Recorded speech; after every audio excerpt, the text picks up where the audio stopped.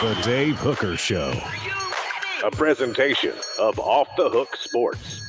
Objective insight, expertise, top guests. Available on YouTube, Apple, Spotify, and the Off the Hook Sports app. Download now for free. Also available on offthehooksports.com. I compute and obey. Now to Dave Hooker. Ready. Well, that was something. As we discussed last night on our post-game edition of the show, first of all, good morning to you and yours. In case you slept in a cave last night, Tennessee lost in the Sweet 16 to Florida Atlantic.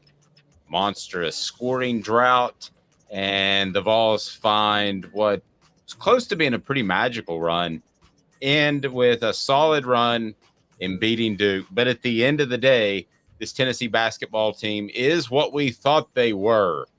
I can't remember who said that. I think it was Denny. It was a coach. It was a coach for the Vikings at the time. But they are what we thought they were. Denny Green.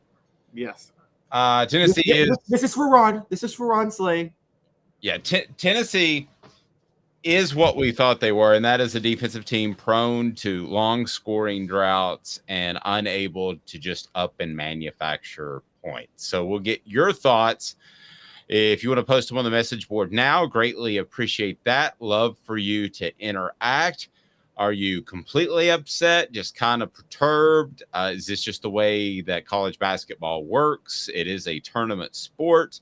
So we'll just get your thoughts off the get. And also on the program schedule to have Fred White. It's a Football Friday with Fred.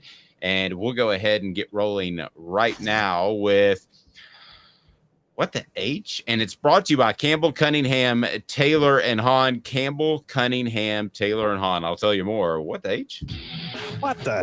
What was he thinking? Release the hounds. The Dave Hooker Show. Keep cool. A presentation of offthehooksports.com. I'm going to ask this in a strange way, Caleb, so work with me. Campbell, Cunningham, Taylor, and Hahn will provide you with fantastic eye care.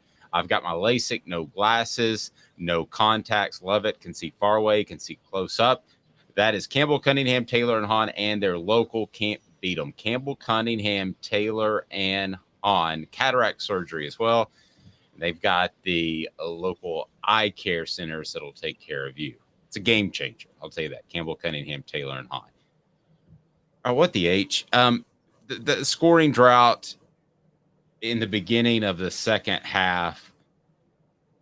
I want to ask you at a really base level, what was Rick Barnes thinking? Okay, because the reason I want to ask it like that is because I understand that he likes for his players to overcome scoring droughts and overcome tough times. And I think at the end, if you do that in January, it makes you a better team in March. Makes you player-led, which is good.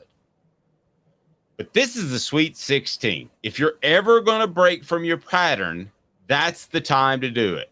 Call a TO.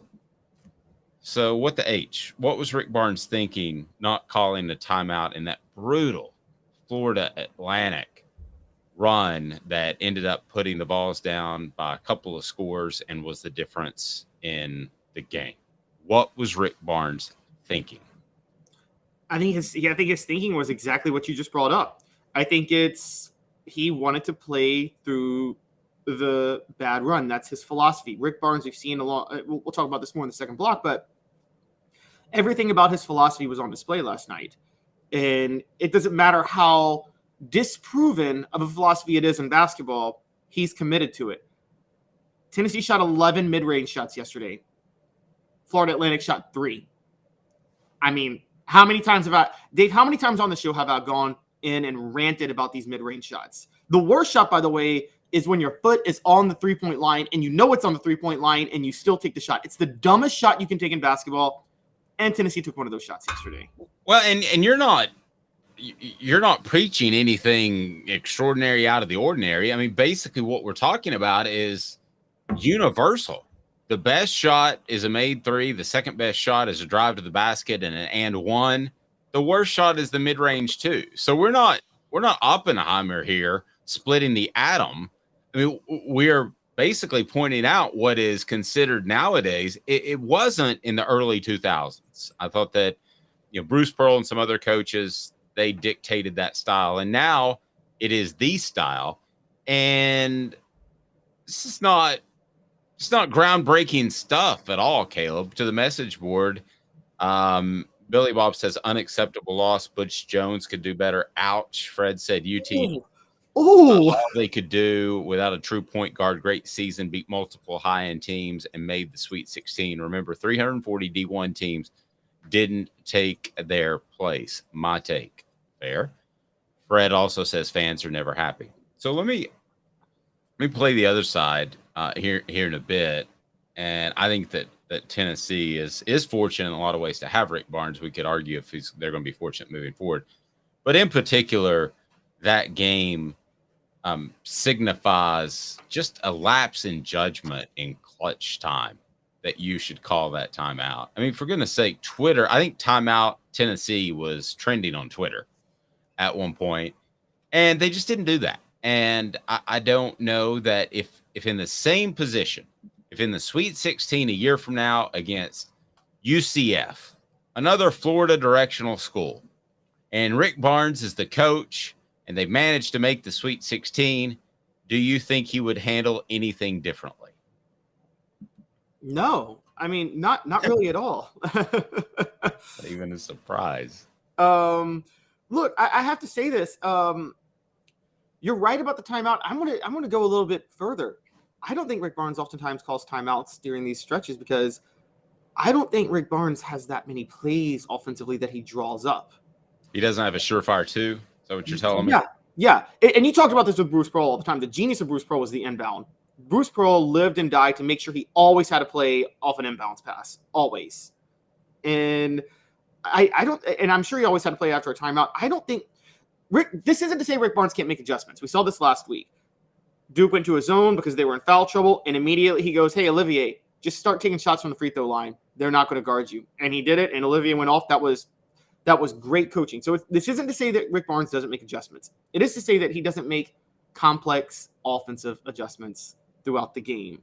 And there's a difference. I want to point this out, Dave, because we talked last week. Was there a little work in the refs yesterday? Yes. There were some ticky-tack fouls called early. I'll be the first. I will admit that. Tennessee probably could be upset about some of those ticky-tack fouls. But that would have most likely benefited FAU center Golden. He had 3 points yesterday. They shot 8 of 27 from three, which is below average for them. That's literally Tennessee's formula to win. And they couldn't win because their offense was so horrid because they only scored 55 points. This had nothing to do with anything about ticky-tack fouls or their defense. Their defense played fine yesterday. I don't know if you thought. I thought the defense was fine yesterday. I think it was just their offense was awful. I think the defense is always good.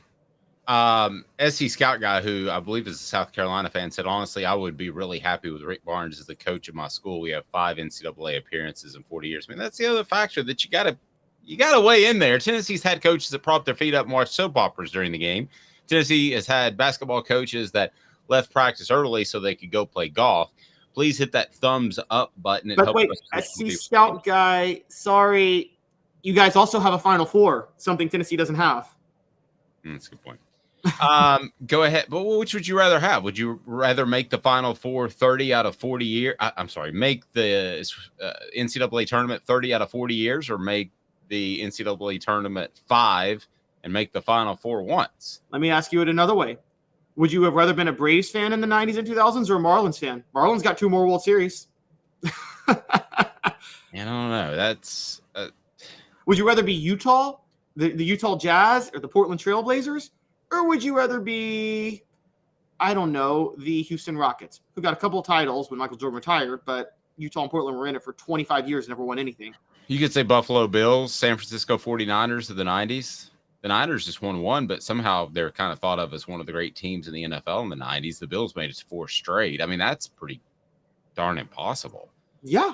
But we are comparing apples to pears and apples to oranges to some extent, because they're not going to – the Final Four to me is analogous to winning a championship in football or making the college football playoff championship game. So, but you're not, the Bills did that 4 years in a row. You're not that. I mean, you're not even close to that. And again, the Braves, they won one championship. Tennessee's not close to that.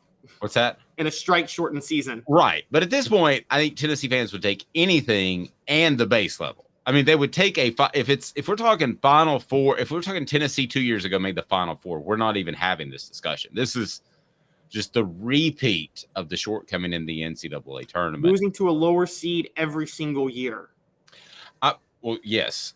And that's Rick Barnes' style, and a losing record now, I believe, in the NCAA tournament. Travis says, I don't know enough about basketball for sure, but I would have benched Key after his fifth missed shot and definitely stopped their run with a TO. What would you have benched Key at that point? I mean, the thing with Tyreek Key is he's been awful offensively ever since SEC play, but his perimeter defense is there. And the thing you couldn't afford was for Florida Atlantic to go off shooting from three. I agree that Tyreek Key is probably the worst abuser of inefficient shots, but his length and his size and his strength, I mean, he's the type of perimeter defender you want. And between him and Jemai Meshack, you need one of them on the court at all times, I think. Hey, Candace, thanks for that comment. Let's get a thumbs up from everybody. Smash the like button. Barnes' offense reminds me of Miles at LSU. He recruits elite athletes, but then handcuffs them with his slow-down half-court philosophy. The difference I would make is that Miles is recruiting, or was recruiting, a lot of elite, speedy athletes. There's this Euro feel to Tennessee's program that is not speedy. I mean, it is not quick whatsoever. John said, Barnes has some brain cells. Okay, sorry. I'm sorry. Yeah, it's true. Barnes saying Barnes is 69 this July. It is time for a new coach. We have plenty of money. We may dip a few years, but my stomach can't handle more of Barnes. And then SC Scout guy says, honestly, the Final Four was great, but man, it really stinks going decades without sniffing the tournament and watching everyone else have their fun in March rooting for their teams. That is a great point. So if I could tell Tennessee fans, you can be in the tournament every year for the next 20 years, and you may make the Elite Eight, but you'll make the Sweet 16 5 of those 20 years, or you can only make the tournament 5 years and make the Final Four once in the next 20 years. What do you think most people would take? I'm really not sure. It stinks not being involved in it. My question is this: is the national championship on the table with that Final Four? No, I'm capping it. No, then yeah, I say take the NCAA tournament in the next 20 years. If you say you'll make it 5, but you'll get a national title out of it, because the ultimate goal is always the national title. The ultimate goal is always the national title. And I say this with the Giants. There's a debate about whether or not drafting Eli Manning really worked out for the Giants. I'm like, they were awful for Eli Manning most of their career, but he got to 2 Super Bowls. I mean, they were terrible the rest of the time, but those 2 playoff runs made Eli Manning worth it. Well, and one was the luckiest catch in the history of man, but I don't even want to get into that. That was the dumbest play. To be one of the all-time NFL greats, that one really, really frustrates me. Portions of the program brought to you by Zool Beer, xulbeer.com, the official craft beer of Off the Hook Sports, zoolbeer.com. They have worldwide award-winning craft beer and great parking in downtown. You don't get that from just everybody. Hit that thumbs up button. We greatly appreciate that. It is time for today's tough questions, brought to you by AndyMasonRealEstate.com. Today's tough question. Take a side. Take a stand. The Dave Hooker Show, a presentation of OffTheHookSports.com. All right, this is for Caleb. And I want to hear it on the message board. And then I'm going to go to our poll question, which is on Twitter. Feel free to take part in that. Today's tough question brought to you by AndyMasonRealEstate.com. 40 years of experience in his office. Best prices, best service. AndyMasonRealEstate.com. Best realtor in Knoxville, period. End of discussion. You can go to AndyMasonRealEstate.com and get that all taken care of. And people are still moving a lot of houses. So get in that real estate market. Call AndyMasonRealEstate.com. All right. Can Tennessee do better than Rick Barnes? That is a question I have. And fill me up on the message board there. I want to see what you have to say. As for our Twitter poll question, which is slightly the same, but a little bit different. Let's go with this. And that is to pull it up, and I've lost it. Oh, there we go. All right. So this is a little bit surprising. Thoughts on Vols losing in the Sweet 16? Okay. Option 1, great job, Rick Barnes. Option 2, same old Rick. Option 3, replace Rick Barnes. Where would you think, without looking, that the percentages fall on that, Caleb? I would say same old Rick is number 1.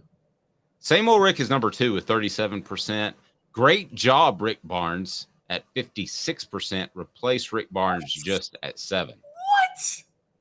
I know, but this happens. This happens. A lot of times, if you're closer to it, where Uber fans are and people who cover it that we are, we can be more reactive at times. So the question is ultimately, do you think Tennessee can do better than Rick Barnes? That's our question. We put the poll question out on the Twitter.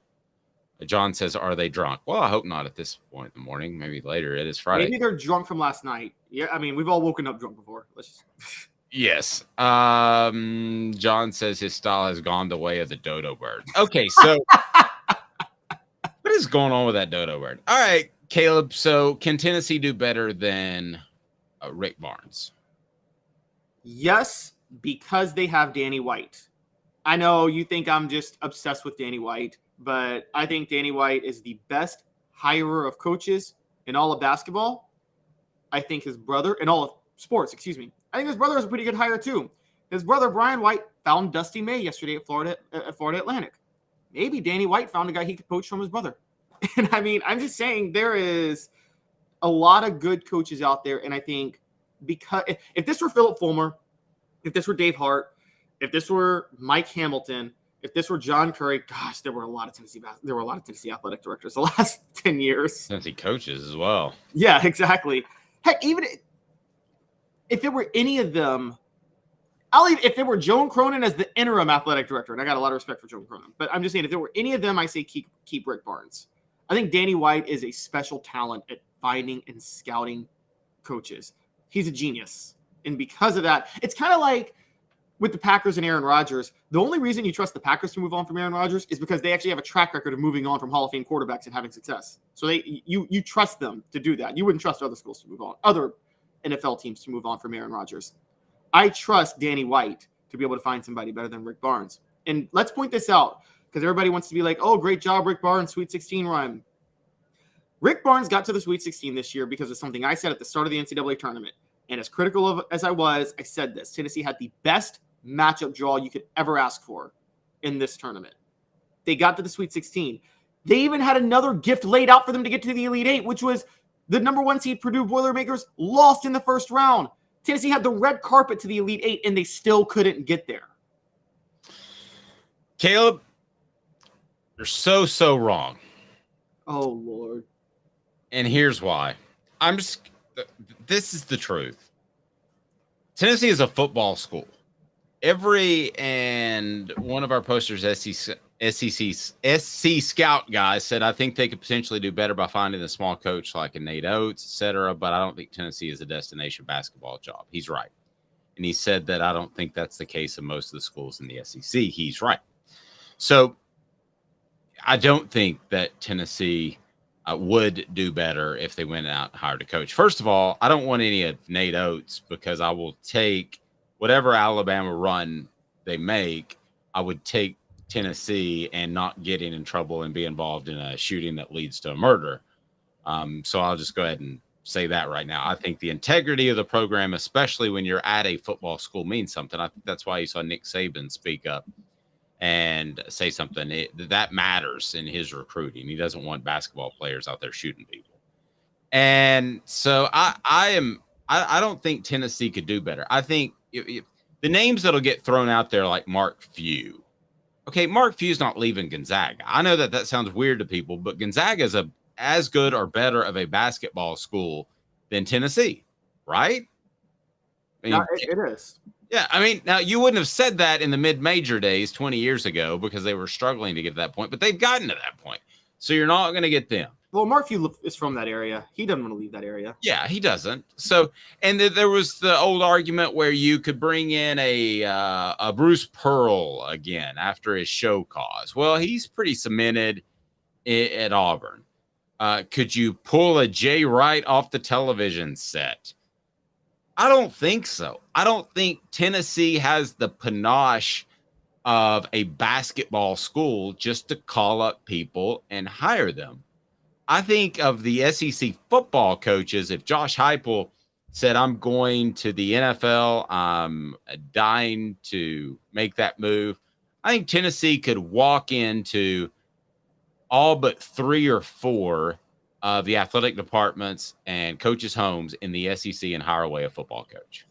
I think they could. I think Tennessee is a destination job in football. But as SC Scout guy points out, it's not a destination job in basketball. So if you go out and you get somebody great, you're Iona and you just lost Rick Pitino. And that puts you in a whole different predicament. And the bottom line is it's a fundamental thing. Caleb, I talk about Tennessee's offense is a program-wide thing. This is a fundamental thing. Basketball coaches are never going to feel fully appreciated at Tennessee. So I don't think you can do better than Rick Barnes, who has 700 wins and has made one Final Four and who has a Hall of Fame career. I don't think you can do better than Rick Barnes. Yeah, I think you can. You're the one who pointed out Tennessee should never settle because Tennessee has so many resources. I think but I slept since then. Sorry? But I slept since then. The feeling underappreciated comment, I feel like came more from the Kevin O'Neal, Jerry Green years, and I feel like they just were making excuses for being terrible. And I'm just going to say that. They're making excuses for not being good at their jobs. Kevin O'Neal was a good recruiter, but there was some shadiness in his recruiting, and he was a terrible coach. Awful coach. And he at least worked hard. Jerry Green, like, as you pointed out, was just lazy and needed a fallback. But I don't buy that.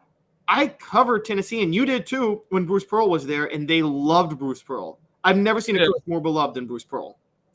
And you're telling me there's not a coach out there at one of these other smaller NCAA tournament schools that runs an offense that hasn't been figured out yet that would just be openly embraced by Tennessee? Well, but we talked about this last night. The basketball community would not like it if you parted ways with Rick Barnes. I mean, ideally, if you're looking to make this change, he says it's time to retire. John says Dave has bumped his head. Don't worry about it. Travis says Alabama killing it under Nate Oates. Travis, yes, that is too soon. That's the type of dude I don't want. John says, then why do we have so many good sports teams, Dave? That's true. John points out baseball, softball, tennis, soccer. Now, baseball was not a Danny White hire. No, actually, the only one was football. Yeah. So Candace says Barnes has got the program in a really great spot to be able to attract a more modern type coach. 8 years ago, no way. But now the program is so stable that it might be worth looking around soon.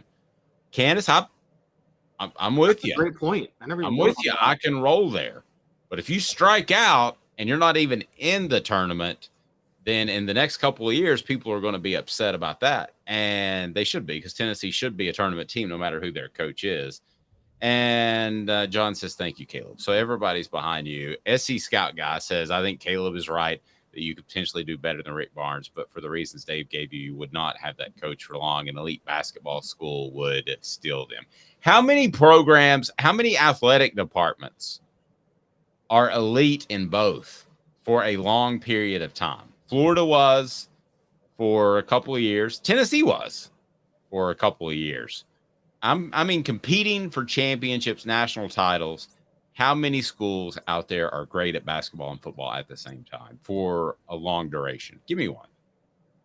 I mean, you're right. Not a long duration. I can't think of one that's great for a long period of time. I mean, I would say that Texas had, funny enough, with Rick Barnes, had a period in the mid-2000s where they won a national championship with Vince Young in 2005, and then they made the Final Four in 2003, 2005, and 2008. So just kind of that Final Four 2003, Elite Eight 2006 and 2008, excuse me. But so I would say maybe Texas during that run. But you're right. Tennessee was the closest with, like 97 to 99, back-to-back SEC championships in football, a national championship, top 10 in basketball, national championship in women's basketball. That was probably the best period for Tennessee when they were great in all three. And don't forget that, I mean, they were the Lady Vols. That was that was the golden times. I remember somebody saying that at the time and me thinking, oh, no, it'll always be like that. It's not. No, no. That John was says my point for the different sports was that Dave said this was a football only school for sports. I didn't say football only. I said I think I said football dominant. I don't mean there are plenty of resources to go out there and win at a high level in each and every sport. but okay, football dominant is relative because yes, is Tennessee football dominant? Yes, they are absolutely a football dominant school. I would say at the same time though, they are more into basketball than your average football dominant school. Look, when Florida was winning back-to-back national titles, Tennessee was filling a larger arena more than Florida was during that time. And I think Tennessee has the best basketball fans in the SEC that aren't wearing blue. I believe that. I think Tennessee has a rich basketball heritage, but I don't think it's as rich as some of the blue buds like North Carolina, Duke, and I don't think they took advantage of some television money about 15, 20 years ago when Gonzaga and some other programs went from mid-major to, hey, we're for real. Because let's face it, I mean, Gonzaga is not a mid-major anymore. That term's just totally overused. If you're spending 10, 12, $15 million on football a year, you ain't a mid-major. yeah, no, you mean basketball with Gonzaga? Oh, yes, basketball, excuse me, yes. Yeah, no, Gonzaga is no, they're not a mid-major. Neither is Villanova. But the thing with these programs is, I think that what they understand is, I don't even think in Marquette, I don't even think they have football programs, right? They at least don't have Division I football programs. I know that, and that because I know from the other angle, having covered Memphis sports for a long time, the Tigers tried to have a Division I football program and wanted to be great in basketball. And Tommy West, when they fired Tommy West in football, Tommy West was like, either invest in the football program or do away with it because there's no point in having a football program if you're not going to invest in it. Caleb, look at Duke. David Cutcliffe won games there, made them bowl eligible. Were the stands ever filled? No. I watched a lot because I like David on a personal level. I never saw the stands filled. I never saw this great uprising of Duke fans that are super excited for football. No, and Duke is funny enough. There were stories where in the 90s and the 2000s that they the only reason they had a football program is because they were in the ACC and they had to. They didn't want to have a football program.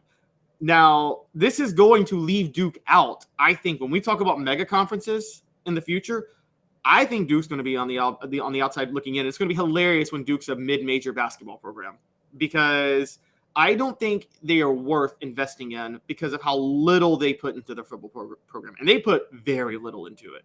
It depends. I think it depends on what a conference wants to weigh. If the SEC were to add two more teams, I've argued Duke, North Carolina, because I know the SEC wants North Carolina. Duke would make you the best basketball conference as well, along with Kentucky and North Carolina. But if you're talking about a mega conference for football, then no, Duke's. I'd rather add Virginia Tech than Duke all day, every day. I think Virginia Tech has better fans. They're a better brand. They fill the football stadium. Virginia Tech or Virginia? Which one's better to you? I think Virginia Tech, definitely.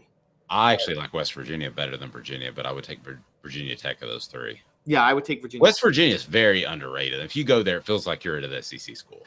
Oh yeah, it's West Virginia is tricky because TV market. There's no TV market for West Virginia because you can't even get into the Pittsburgh market because that's where Pitt is, and so that's a problem. And so that's why the ACC won't even add them. We had Euros dominated Golden talking about the game last night, and the refs bought every single one of his flops. But That's you should flop. You should flop. And after the first flop, I thought that Euros should have been more mindful of that. And the bottom line is he can't just go up and score. He has to go towards the basket and score. He can't jump straight up and shoot over you. So a lot to get to. Remind you, Craft Treats, crafttreats.com. Use the promo code Off the Hook Sports. Off the Hook Sports. I'm sorry, it's just Off the Hook. And you can get 20% off those CBD chill pills that will help your pet with anxiety, will help your pet with digestive issues, or also, how about arthritis? They'll take care of that too. crafttreats.com. You give me 2 minutes, I give you a Football Friday with Fred White. But again, go to crafttreats.com, use the promo code Off the Hook. Fred's up next. Here we go, Off the Hook Sports. Family has been creating jewelry since 1986, each piece unique with a story all its own. I'm Rick Terry with Rick Terry Jewelry Designs. I'm a jeweler, and I want to be your jeweler. We're grateful that you chose us to be Knoxville's best jeweler. My family and staff look forward to serving you. So please come see us. Kingston Pike and Campbell Station Road in the heart of Farragut, and downtown on Gay Street, right next to the Tennessee Theater. Inflation has risen to the highest level in over 40 years, according to the April 2022 U.S. Inflation Calculator. Will your investments provide you the income you need in retirement? Are you losing purchasing power of your savings due to inflation? Simply stated, if the cost of goods and services are 8% higher and you're only earning 4% in your investments, that money buys you less of what you need. Right now is the time to act. Call Guardian Investment Advisors today. Hey folks, Gary Viles here. I want to personally invite you to North Knoxville's newest sports bar and restaurant. It's Big Orange Phillies, located in Black Oak Center. And yes folks, it's happening in Halls. Big Orange Phillies offers family-friendly environment with homemade meals and the best deli-style subs around. Billiards, darts, jukebox, shuffleboard, and cornhole, and a full bar. We also offer valet parking on weekends and during special events. We even have a covered back patio. It's happening at Big Orange Phillies. We want, we need, and we appreciate your business. Hi, Mike Davis here with City Heating and Air, reminding you to always dare to compare. Our team provides quality local heating and air service, installation, and maintenance across East Tennessee. We use only the best equipment like American Standard heating and air conditioning for your residential, new construction, or commercial needs. Honesty, dependability, and customer satisfaction have been the cornerstones of our business since 1961. City Heat and Air. Dare to compare. Chattanooga, we're at it again. For the 5th year in a row, you voted us best of the best criminal and DUI law firm. And finalists for best law firm and best personal injury firm. Thank you for the love, Chattanooga. We won't let you down. Do you want to own the more that owns every job? Then get to Vassey Lawn and Garden in Cleveland and get you a Toro. I'm David Vassey, here to talk to you about Toro. With a Toro Zero Turn, you'll get more out of every minute and you'll reach the finish line faster. At Vassey's, we like to say, no matter if you're mowing 3 acres a week or 11 lawns a day, homeowners and business owners alike find confidence in equipment they can trust from top to bottom. Vassey Lawn and Garden, Highway 60 North in Cleveland. Man alive, it's worth the drive. Got cataracts? We can fix that. Never miss another moment. With a little help from Doctors Campbell, Cunningham, Taylor, and Hahn at cctis.com. You're listening to The Dave Hooker Show, a presentation of OffTheHookSports.com. The internet is full of pictures of each and every one of you. Available on YouTube, Apple, Spotify, and the Off the Hook Sports app. Download now for free. Is there nothing you people can't do? Also available on OffTheHookSports.com. Welcome back. Let's get right to it. A Football Friday with Fred. Fred White joins us now. He's got his orange on, and if you're in the state of Georgia, he can take care of you when it comes to insurance. He's with Allstate. Fred, how do we get in touch with you, and good morning? Dave, good morning, guys. They can reach us at 770-381-0367. You can also look us up online at fredwhiteallstate.com. Thank you for the intro, Dave. Yeah, you're easy to find. So just Google Fred White Allstate, and you'll be able to find him. And Fred, last night was a disappointing loss for the Vols. Did you stay up and watch the game? What did you think of Tennessee dropping to Florida Atlantic in the Sweet 16? You know, I'm glad we gone as far as we did. Losing Zakai, I think this was the first game we really felt it, and it was in the tournament. You know, some of those games down the stretch that we lost, he was still a part of. But when we lost him, I could tell there was a difference and there was a shift. However, we needed his quickness tonight. And last night we needed his quickness. We didn't get it because, you know, he is that piece that kind of slows down that fast pace of another team because of how hard he guards and those type of things and what he can do with the ball in his hands as far as, you know, distributing. Those shots weren't as easy to come by, even though this was a smaller team. They actually out-rebounded us as well. So, I mean, I think we did a good job of getting to the Sweet 16. But I just told someone last night, I said, if we make it past this point, it'll be a surprise to me because we're doing this without our point guard. That's tough too. Was there ever a position or a time and you're known as a strong safety, one of the best to play at Tennessee in the SEC in that era. Was there ever a time where either Dion was out or maybe a corner was out and Steve Johnson or whatever the case may be, Dwayne Goodrich, where you had to play another position that you weren't as comfortable with? Because it just looked like Santiago Vescovi was not comfortable bringing the ball up the whole night and the whole tournament. I've never had that situation, but I've had to, go into nickelback, go to linebacker, and that's a different type of position as well. So I mean, it's different. The one thing we always knew, though, we knew each other's limitations, and that's you know what, this guy, he doesn't need to be on the island by himself. He's going to need inside help. Or this guy, I can leave him by himself; he'll be fine. Those are things you learn about your teammates throughout the year. And I think those guys kind of knew what they had and who they have, But I will say this, speed-wise, those guys were fast. They were quick. Yeah. They haven't lost a lot of basketball games. They're 34-3 for a reason. That's a really good basketball team. I thought so too. And they made Tennessee look slow at times. Yeah. They made us look slow. But like I said, Zakai changes that because of his quickness and his speed. It makes us look faster. Without having him, we don't look as fast. I know you ran track. Did you play ball as well as you play basketball? Yep, I did. Best dunk you could throw down? Just a one-hand hammer. One-hand hammer. That's all you need is the one-hand hammer. Hey, a dunk is a dunk. It's 2 points. I ain't trying to do anything else. I'm good. I'd love a one-handed hammer in my day at some point in my 49 years. Caleb, go ahead. Fred, before I ask the question, I got to say some good news for all the Vol fans in Atlanta. 2 weeks ago, they got to go to the Taylor Swift dance party like I talked about. But tonight, apparently... Didn't hear about it again. Go ahead. but tonight, Brian McKnight is in Atlanta, and that's perfect if you're depressed. If you're depressed, you can go see Brian McKnight and just be like, do-do-do-do-do-do. Okay.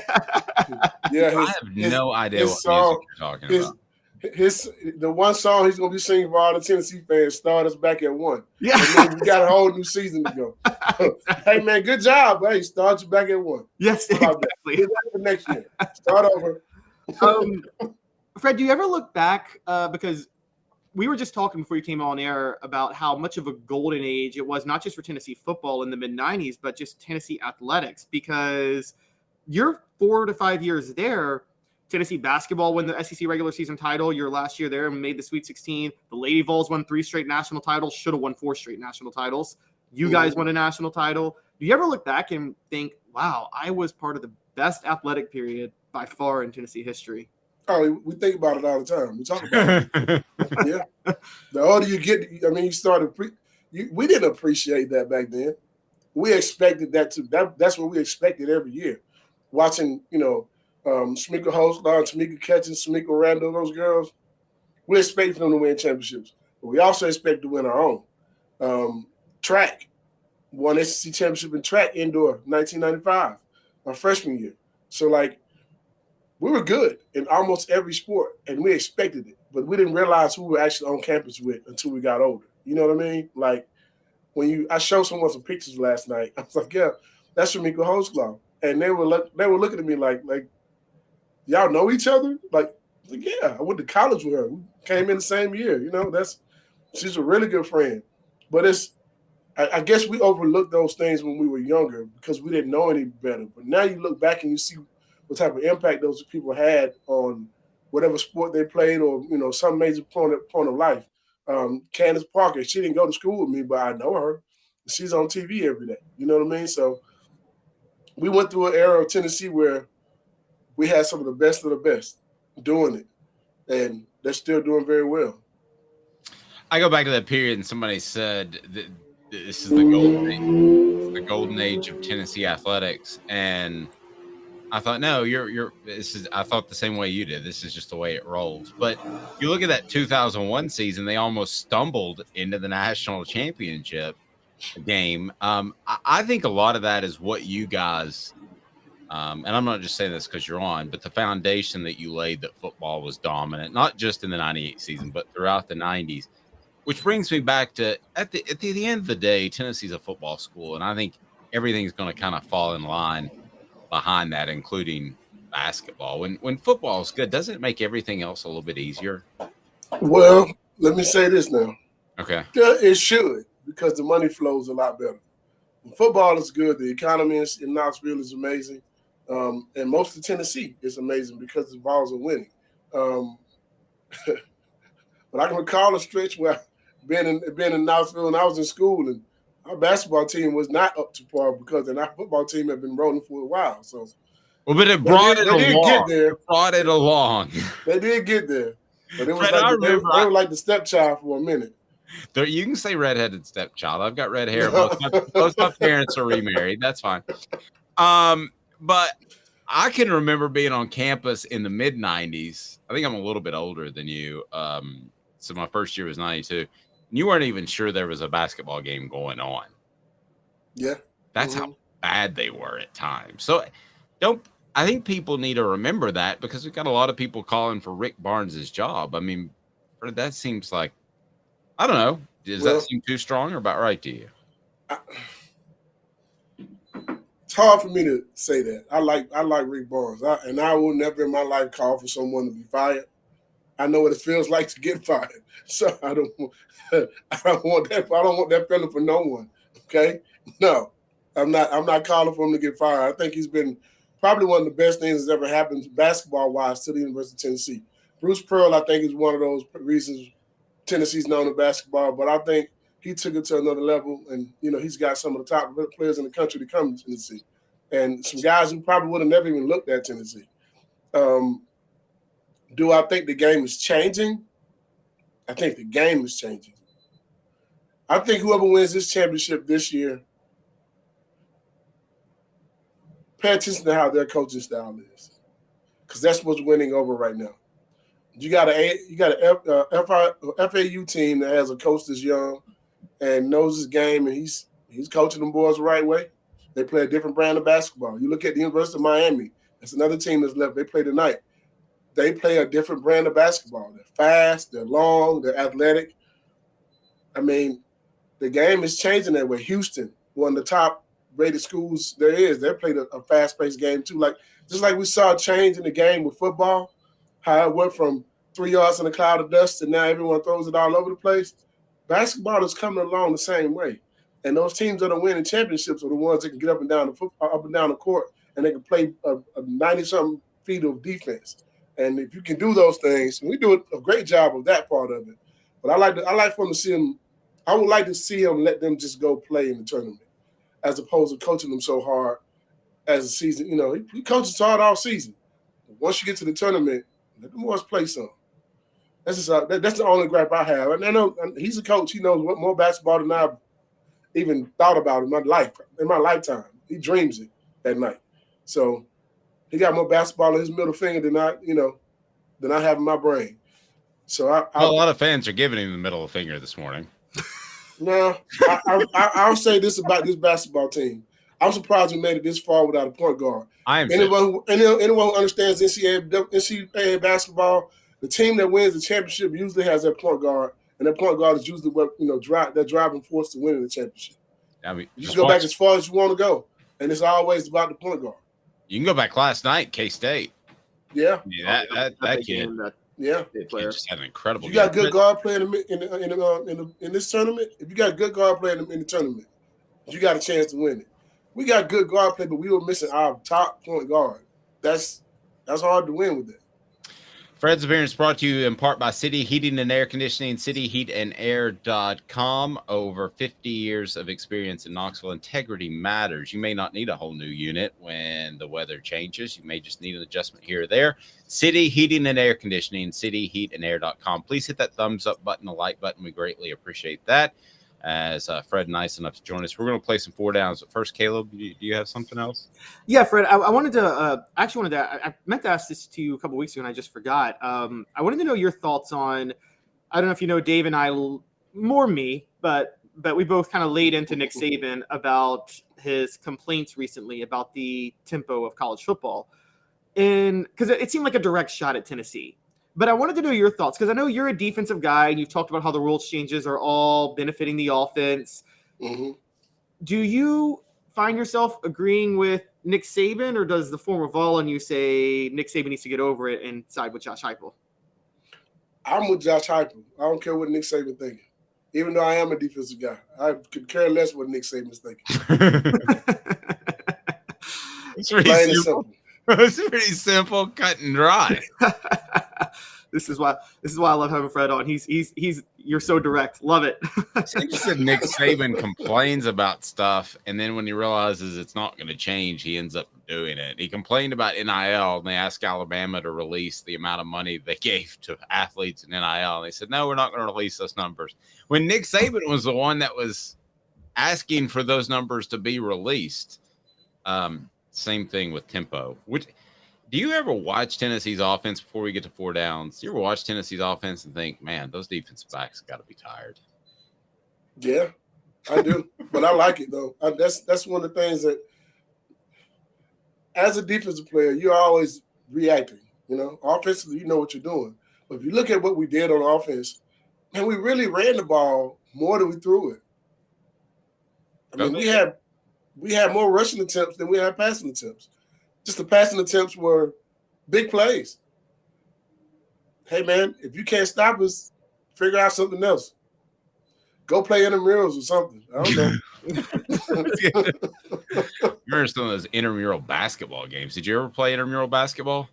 I didn't play intramural basketball. Well, it was so unfair. I used to love to watch it, though. Oh, it was so unfair. The football team would field 2 teams, and I remember Jermaine Kent was one of Joey's little brother.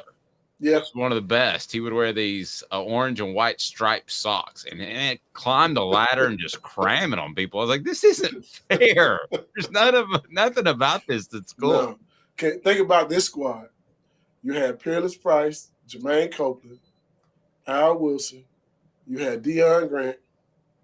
You had Sean Ellis, all on one basketball team. Oh, gosh. Now, keep in mind, Peerless Price could have went and played basketball out of high school.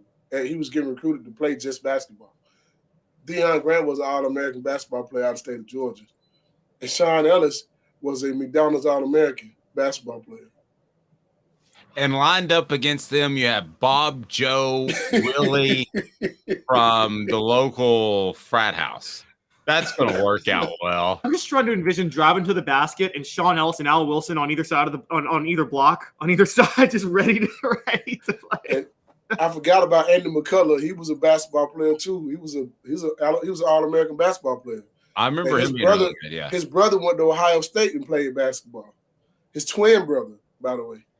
Who was the defensive tackle, Fred, that ruined it for everybody a few years after you were gone in the middle of the 2000s? Tony McDaniel. He absolutely cold-cocked a guy, cheap shot, and I don't think that the football team was allowed to play anymore, were they? Yeah, I don't know if it was a cheap shot. I just know it was a shot. I just know I just know that whatever happened, it was a build-up to it. He punched little Bobby from Sigma Get Smacked. And he got smacked. I am not going there with you, Dave. I'm not doing it. You're not taking me down to your level, Dave. Nope. Yeah, that guy still talks like this. Here we go. It's 4 downs now, and it's brought to you by. Man, we are on the team. We're live right now, laughing about somebody getting hit. No, man, that's not good. That's not good. No, you're right. You're right. Off the hook. For sure. I'm sure he's okay. Actually, it was somebody throwing a punch at a fight I was in that said, I'm never getting in the fight because the other guy was hurt so bad. It wasn't me getting hurt. Goodness knows I've been laid out in Cumberland. All right, 4 downs is now brought to you by Bassey Lawn and Garden. Man alive, it's worth the drive. Who's this guy? Hello, wizard. The Dave Hooker Show. Who? A presentation. How about this one? 4 downs. 4 questions. 4 answers. The Dave Hooker Show. 4 downs. A presentation of OffTheHookSports.com. I'm going to ask both of you guys. and then I'll weigh in. I want to ask the most important player on offense and defense, but I'm going to qualify it just a little bit. So first down, most important player on offense in spring camp that does not play quarterback. Fred White, would you like to begin, sir? I got to think about that one for a second. That does not play quarterback. Does not play quarterback. So we're ruling Nico and Joe out. Caleb, I'm going to go ahead and go first. I'll go Dylan Sampson. I think you want him to be able to handle pass pro, and I think he's going to be a little bit more electric out of the backfield than Tennessee has otherwise. So I'll go Dylan Sampson. Caleb? I'm going to go Gerald Mincy. I think that Gerald Mincy is the guy that has the chance to maybe not fully replace Darnell Wright, but mitigate the damage done by losing Darnell Wright, because Darnell Wright is just so ridiculously amazing. And so I'm going to go Gerald Mincy. I'm going to go with a guy who wears my number. Oh, yeah. And his name is Mr. McCullough. Secondary guy, came back for another year. The game should slow down for you, and you should be able to direct what's going on back there in the secondary. But not only that, to be the leader of the defense. And they're going to need him to be a leader. And you can be a leader from the safety position. You saw that with Eric Berry. You saw that with Deion Grant. You've seen it with a lot of guys over the years here.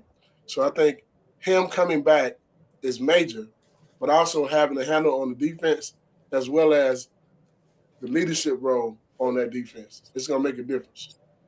Yeah, and his season was kind of sidelined with a really gray area, the felony aggravated assault. I mean, a guy walks in his girlfriend's room, is her apartment, and then did he chase him down or not? Did the guy run his mouth? I don't know, but it's just a real gray area. So I hope he has a fantastic season, because I thought that Tennessee, rightly so, reacted strongly, but I don't know that the kid did anything wrong, to be real honest with you. So yeah, Dave, the kid's lucky he was on the campus and then walking to anyone else's house at that time of morning.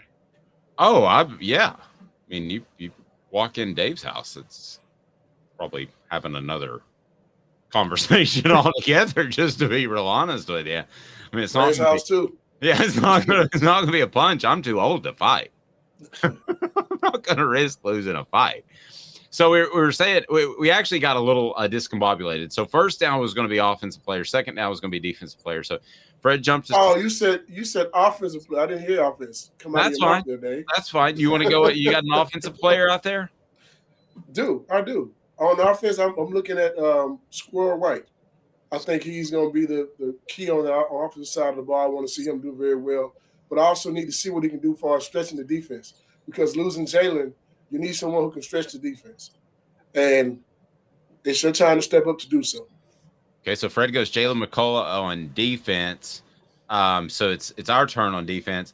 I'll go Keaton Pili, the transfer linebacker from BYU. Caleb? Dave, you took mine, but it's okay. We're both smart. I'm actually going to go. And Fred took my other one, so okay. I'm gonna stick in the secondary. I'm gonna go Gabe Giuliani. I just think Tennessee desperately needs somebody who can be a number one corner, and I think Gabe Giuliani may be their best shot. All right, so 4 Downs brought to you by Vassy Lawn and Garden. They've got the industrial mowers for you, commercial as well. Whether you're in Knoxville, Nashville, Chattanooga, it doesn't matter. Vassy Lawn and Garden, man alive, it's worth the drive. So just a little bit of insight. I'm hearing that Ethan Davis is one of the standout guys, tight end from the first week of camp. So I was going to ask you, Fred, Caleb, sorry, I can't ask you this because I'm guessing you never played college football. But Fred, best tight end you ever played. Best tight end you ever played. Brought to you by Vassy Lawn and Garden. Best, regardless of level of college, pro, whatever. Well, no, give me college and pro. How about that? Okay. Best college tight end. Guys weren't really major tight ends back then. Nobody could throw the ball to the tight end. That's kind of hard to, I mean, they were mostly blockers back then, but the game's evolved. Pretty much. I was trying to think of one too. I mean, the only one I could think of was slightly after your time. Do you remember Randy McMichael, the tight end? Okay, I like Randy McMichael. He's from the crib too. He's from Griffin. He was, I like Randy, but I'm trying to think of the guy's name. I think Boo Williams that played at Arkansas. Okay. He was a receiver that moved inside, so I mean he could catch the ball. He could stretch the field, but outside of that I didn't really. Tight ends weren't getting open like that. Yeah, they didn't want to go down. They weren't getting the ball like that back then. No. Best tight end I played overall though. Freddie Jones. San Diego. Freddie Jones was he was an all-pro tight end in San Diego. I don't remember. He's the first guy I ever saw run a double route and made it look so smooth. And while I was laying on the ground grasping for air, he was still running his route. I thought I jumped him. Yeah, he ran a stop and go, tight end position, stopped, and he sat like he was just gonna be there. And I tried to break that ball, and he was gone in an instant. He made me realize when you get to the next level, you got to pay attention to the tight end a lot more. It's a little bit different. This is not college and this is not high school. This is the NFL, son. You got to cover me. I feel bad for him because he had to catch passes from Ryan Leaf. I'm sorry. But you know what? Let me say this, man. Being honest when I say this. He was not Peyton Manning. He was not. He threw a prettier ball than Peyton. And I think that San Diego had a lot to do with him being the way he was. He came with some of that, but the rest of it was enabled. I don't ever look at Ryan Leaf and say, what happened to him is all his fault. I don't believe that. Was Freddie? I got a chance to be in the locker room with him. Okay. What can you tell us about Ryan Leaf? Because a reporter got to be in the locker room with him. Were you there when he screamed at that reporter? I was there for a few of those. Yeah. That's awesome. All right, story time with Fred. Story time with Fred. Yeah, I mean, but I felt like they pushed him too. I listened to every question. I heard every question that was asked, and he asked the guy to stop, and then he kept going. He kept pushing it. He kept trying to push that limit, and at some point, he just snapped. But he asked him to stop. He did. Asked someone to stop, and they keep going. And the next thing that happens, you can't control how someone else responds. Well, and it's one thing too. Someone can walk up to you and slap you, but they can't get mad at you by how you respond. That's how I look at it. No, I see that, and it's one thing. Like if I were in your office and you said, "Dave, I'm done with this conversation." That is essentially his office, the locker room. If it's a press conference and you're trying to press because this is something off the field, I can see pressing in that situation in a press conference, and then it's up to the player to walk away. But you're sitting in his office, the locker room, so you've got to be respectful. And everybody's in the locker room here. They heard every question.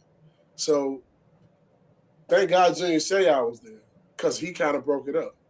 He told he pushed them apart, grabbed Ryan, and he told the reporter, man, you got to leave the locker room. It was just, I got a lot of respect for Ryan. I know a lot of things that they'll be in my book. Well, I'll give you that because I've heard of a lot of players who have actually crumbled playing for San Diego because the organization was just so a mess. And it was very much so a mess. And I've heard them, and I heard Arizona. I've actually heard Raynoch Thompson talk about how mess of a franchise Arizona was during that time too. I had a quarterback that wanted to punch me once, but it was Rick Clausen. I think I could have taken it. I'm going to be real honest. I felt pretty good about where I was standing at that time. Fourth down, so the tight ends are breaking out mustaches. That's what they're doing for spring camp. Fred's look was great.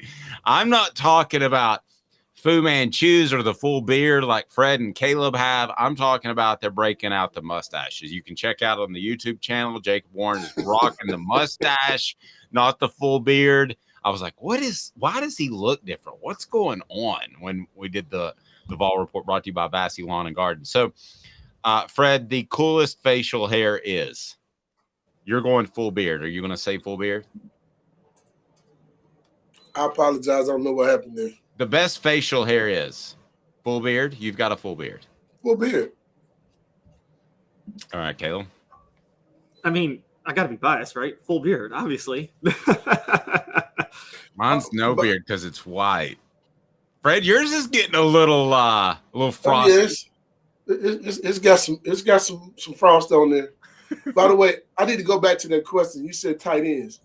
Probably the best tight end, one of the most talented tight ends I ever played with is Dustin Moore. Oh, yeah. He's one of the most talented tight ends I've ever played against. No question. Played with. I remember watching him as a freshman that we were doing 7-on-7 drills. And here I am a freshman. I'd never been out there with those guys before. And the first impression I see is a 6'4", 250-pound guy run a post at the tight end position, catch the ball, and split the safeties.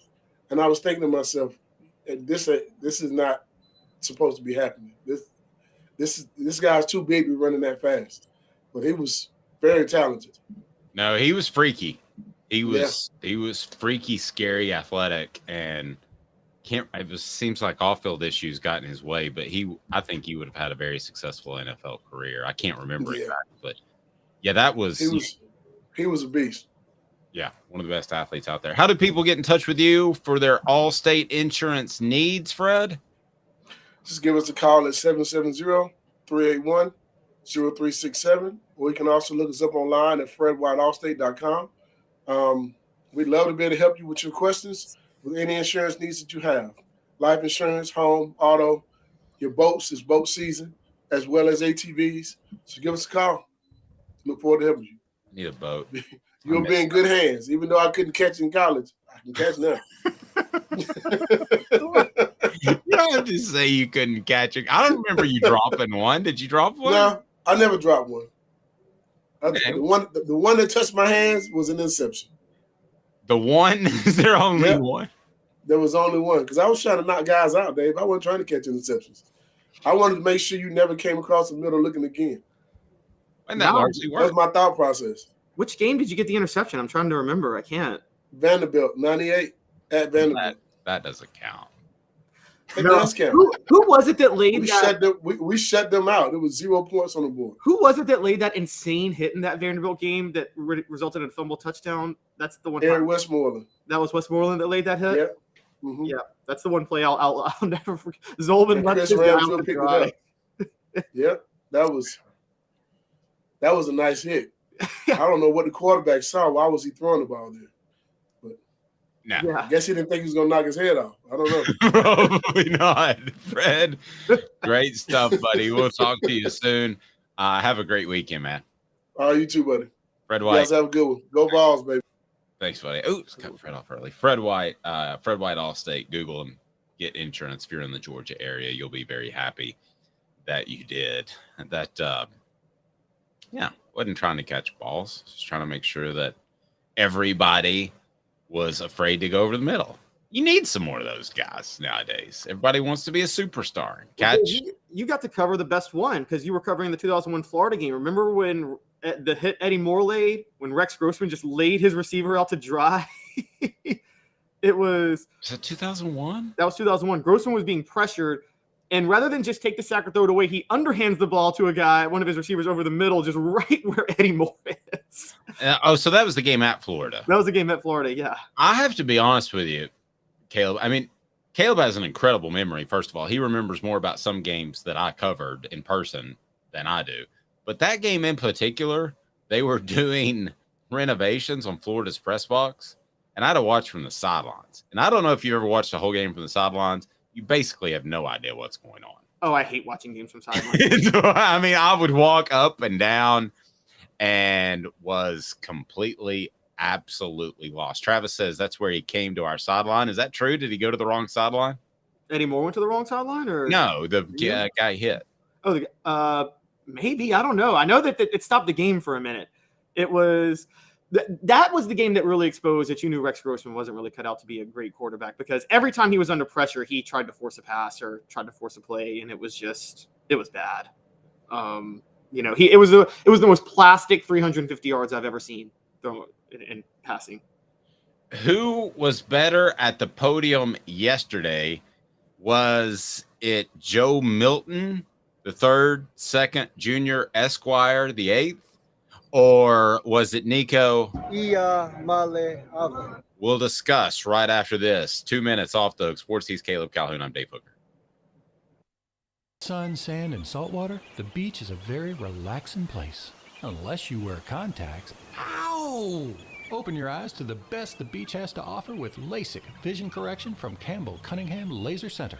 Do you want to own the more that owns every job? Then get to Vassy Lawn and Garden in Cleveland and get you a Toro. I'm David Vassy, here to talk to you about Toro. With a Toro Zero Turn, you'll get more out of every minute and you'll reach the finish line faster. At Vassy's, we like to say, no matter if you're mowing 3 acres a week or 11 lawns a day, homeowners and business owners alike find confidence in equipment they can trust from top to bottom. Vassy Lawn and Garden, Highway 60 North in Cleveland. Man alive, it's worth the drive. Hey folks, Gary Viles here, Viles Automotive on Callahan Drive.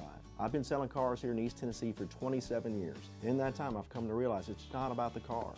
It's about you, the customer. So I'm here to take care of you just like family. Good credit, bad credit, you name it, we can get you taken care of. If we don't have it, we can find it for you. We go across the country to get any vehicle that you want. And here at Viles Automotive, we don't believe in fake numbers. We just give you great deals. And as always, we want, we need, and we appreciate your business. Hi, Mike Davis here with City Heating and Air, reminding you to always dare to compare. Our team provides quality local heating and air service, installation, and maintenance across East Tennessee. We use only the best equipment like American Standard heating and air conditioning for your residential, new construction, or commercial needs. Honesty, dependability, and customer satisfaction have been the cornerstones of our business since 1961. City Heat and Air. Dare to compare. Chattanooga, we're at it again. For the 5th year in a row, you voted us best of the best criminal and DUI law firm. And finalists for best law firm and best personal injury firm. Thank you for the love, Chattanooga. We won't let you down. Our family has been creating jewelry since 1986, each piece unique with a story all its own. I'm Rick Terry with Rick Terry Jewelry Designs. I'm a jeweler, and I want to be your jeweler. We're grateful that you chose us to be Knoxville's best jeweler. My family and staff look forward to serving you. So please come see us. Kingston Pike and Campbell Station Road in the heart of Farragut and downtown on Gay Street, right next to the Tennessee Theater. Who's this guy? Hello, wizard. The Dave Hooker Show. Who? A presentation of Off the Hook Sports. What? YouTube, Apple, Spotify, and the free Off the Hook Sports app. Back to Dave Hooker. So let's go back and check the poll question quickly, because I think people were a lot more supportive this morning after having slept on it of Rick Barnes than maybe Caleb and I have been. It's trending on Twitter, by the way, Owls at Volunteers. So not only is Tennessee out of the tournament, but they're one of the stories of the tournament because two things. It was an upset and the way they lost. And now Florida Atlantic will be kind of the in vogue sort of team that I think people will start to root for, which, again, is just going to be another brutal reminder that Tennessee is not in the tournament. So, but let's go to our today's tough question, which we posted earlier this morning. If you're not on the Twitter, follow us, OTH Sports Media or the Dave Hooker. We're with you each and every weekday at 10 o'clock Eastern time. So the question we asked today is thoughts on the Vols losing in the Sweet 16. Great job, Rick Barnes. Same old Rick Barnes. Replace Rick Barnes. Same old Rick Barnes gets 49% of the vote. Replace Rick Barnes, just 6% of the vote, but it seems to be the pervasive thought among our message board posters today. And then great job, Rick Barnes gets 44% of the vote. So hit that thumbs up button. We greatly appreciate that. And if you haven't subscribed yet, you've got to do that. And I just got corrected. I think, Billy Bob, are you correcting me on how to pronounce Ia Amuleva's name? Because this is straight from his mouth. Ia Male Ava. Ia Male Ava. See? That's from him. All right. So I was a little bit surprised that Nico Ia Male Ava was available for interviews yesterday, true freshman, and that's typically not the type of guys that Josh Heupel likes to trot out there. But this is now year 3, in Heupel's transformation of the program. So he wants to make those guys available, and he'd be well suited to do that. So they're comfortable speaking in public. They're very different. Nico younger, and I think really focused on the task at hand, where Joe Milton, you would expect, is more comfortable. I also think he's not like Hendon Hooker. I think he's a great leader, but I think he's more along the lines of kind of a happy-go-lucky guy, and I don't mean that to sound like an insult. So just ask you this. Who was the more impressive of the two quarterbacks at the podium? Was it Joe Milton III or Nico? Male Ava. Who are you taking, Caleb? I'm not trying to be biased because I'm the one who wrote about him, but I'm taking Joe Milton III. And the biggest reason I'm taking Milton, and it wasn't that Nico Iamaleava wasn't impressive. It was that you saw with Joe Milton III a level of consistency of, I don't want to give myself credit for what, I don't want to talk about my failures of the past, but I don't want to give myself credit for the past either. So he was consistently like, I don't want to talk about the Orange Bowl. I'm moving on. That game is, let it be. It happened. It's 3 months ago. 3 months ago. And he was awesome in that game. And he doesn't want to talk about it. He's thinking forward. And, I know of some people, and I know you do too, Dave, who when you talk about their past, they'll say, I only talk about the positives. And as if the future. Exactly. And they only say they want to talk about the future when you're asking about the negatives of their past. But you ask about the positives of their past, they're more than willing to talk about it. But Joe Milton was very clear that none of that matters now. It's new year, new team, everything.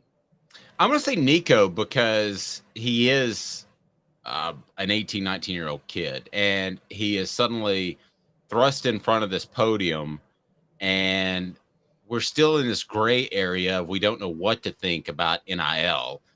Largely rumored and believed that he got $8 million to come to Tennessee. He was asked about that. He basically dismissed it and said, next question. Now, you're not going to be able to play that next question card for a long time. And I'm sure it was Jimmy Himes who asked the question, we look forward to him working with us in the very near future.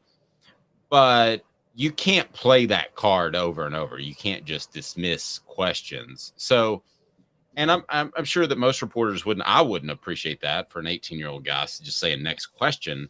So I thought that was a little big-headed of him, but he didn't really know what to say. I think Tennessee Sports Information Department could have coached him up a little bit better. It's pretty easy to say when somebody says, the NIL, does that increase expectations? Here's the easy answer. I mean, this is PR 101.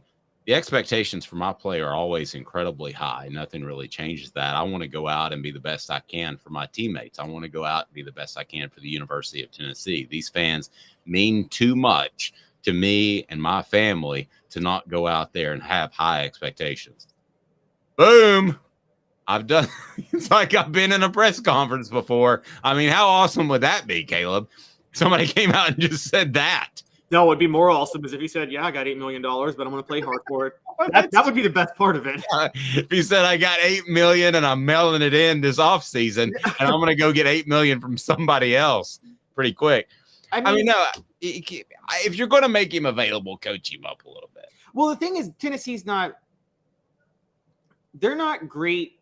This comes from the top. And I love Josh Heupel, and he speaks to the media all the time. And one of the things, before I go to this point, I got to give Josh Heupel credit. Letting freshmen talk to the media. I'm sorry, I've dealt with way too many coaches that are so cagey that won't even let their seniors talk to the media on certain times. Sure. And so you got to give Josh Heupel a lot of credit for that.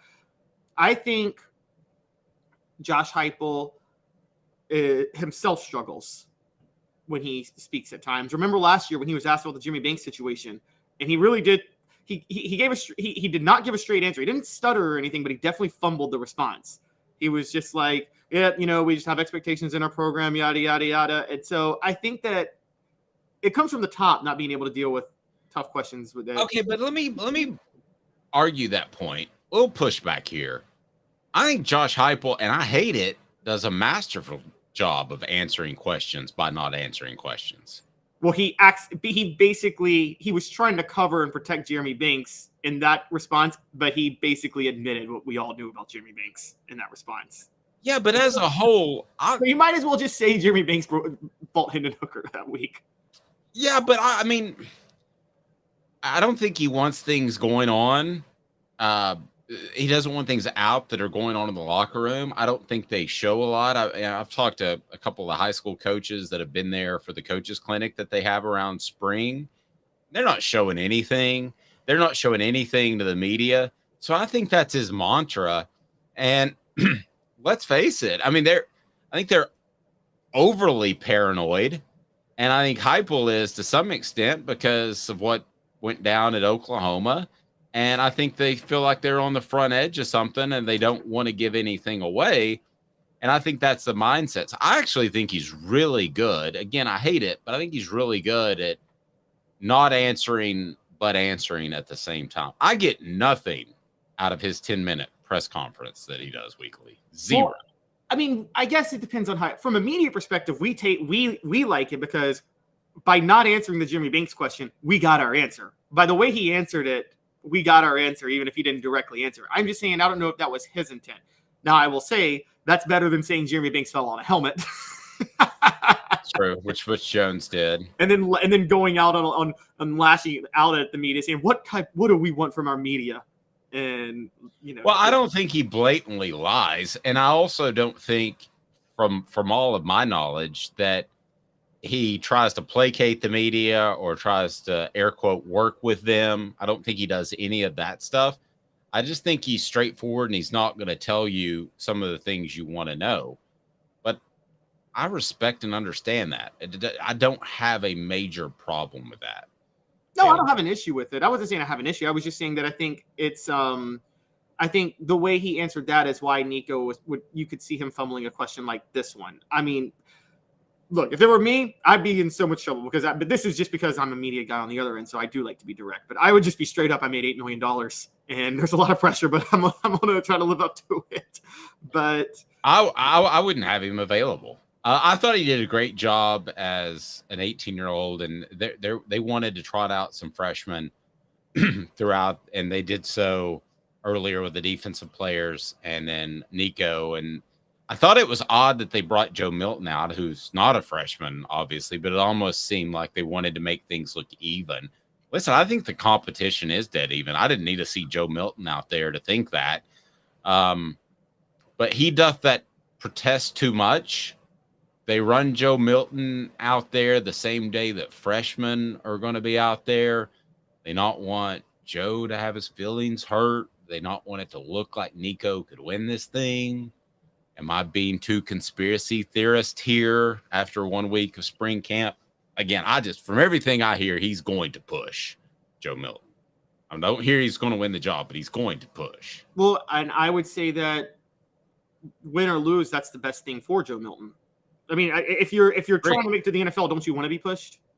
No, agreed. There are people there that think that Nico is perfect because he's good enough and he's explosive enough that he will push Joe Milton and be in the next Anthony Richardson. I mean, you know the stories more than I do probably, but I do know the stories of Brandon Stewart pushing Peyton Manning. I think didn't Peyton Manning purposely lock him out of the film room one year? I've heard that.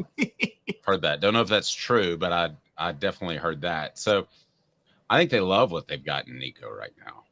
No, I agree. I think there's going to be where I break with you is even if Nico, even if it's close and even, I know a lot of people say go with Nico, he's a freshman, but I think there is a whole having the locker room. And I just think Joe has the locker room. It just seems like I totally agree. I hear you talk to Cooper and Jacob Ward, and they just seem to love Joe Milton. They seem like they're ready to run through a brick wall for him the same way they were for Hendon Hooker. And I think it resonates with a lot of the team that Joe Milton loses his starting job and he stays. He says, I'm going to stay in this era of transfer portals where he could have gone anywhere. He says, I'm going to stay and develop behind Hendon Hooker, and I'll be ready for this job again when it comes. 110% agree. I would say this, though, that Cooper, Jacob, or whoever, they want to be winners first and foremost. So if Joe Milton were to throw 3 interceptions and Tennessee loses to Florida, I'm not speaking on their behalf, but I think most players would be like, let's give this Nico a shot.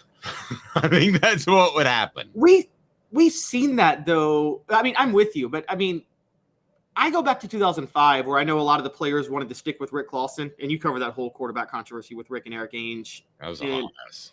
It was a mess. And Rick had one comeback win against LSU, and everybody loved him. But then they stuck with Rick the next 3 to 4 weeks, and the offense was horrid. And it had nothing to do with rotating quarterbacks because Rick was in the whole time. Nick Saban was kind of right at LSU. He just couldn't consistently start in the SEC. Well, the problem with that is the coaches wanted Eric Ainge and the players wanted Rick Clausen. But by that point, the coaches got fully behind Rick Clausen after the LSU game, after that LSU comeback, didn't they? I don't know that they were ever fully behind. Well, when I say coaches, let's just call it who it is. Philip Fulmer is going to be a guy that's going to err on the side of talent. And neither one of us would argue that Eric Ainge wasn't immensely more talented than Rick Clausen, right? Yes. But I think at the end of the day, he wanted Eric Ainge to be the guy. He had decided, I don't know if there were any recruiting promises made, but I can just tell you that he erred on the side of talent. But what I would go with is I can't believe I'm doing this. I think Fulmer may have been right. Because we watched Tennessee with Rick Clausen starting the whole game against Ole Miss, the whole game against Georgia, and the whole game against Alabama. I mean, that Alabama game was horrible. That 6-3 game, remember that? That's the worst game I think I've ever had to witness. Now, I felt like that coaching staff lacked conviction. I think you should either just say, hey, we're going Ainge, we're going Clausen, and that's the way it's going to be. There was some flopping back and forth. I agree that Rick was limited, but his teammates loved him. So basically what you're talking about, Joe Milton would be the Rick Clausen this year, and Nico would be the Eric Ainge. Yes. And even you hope it doesn't play out that way, obviously, right. if you're a Tennessee fan, but that would be the comparison. And it's a weak comparison to some extent because, I mean, Joe Milton's about 100 times more physically gifted than Rick Clausen. Oh, yeah. Joe Milton's got a cannon for an arm. He's also, I think you're going to see a little bit more of this year with Milton. You can see a lot of north-south. You can use Milton's legs more than you can use Hooker without fear of him getting hurt because he's so much bigger. He can withstand more punishment in the run game. Yep. Have a fantastic day, everyone. He's Caleb Calhoun. I'm Dave Hooker. For more on the Vols, including some baseball coverage over the weekend and our thoughts on Tennessee's spring practice, which will culminate its first week in a practice on Saturday. We'll have the coverage right here. For Caleb, I'm Dave.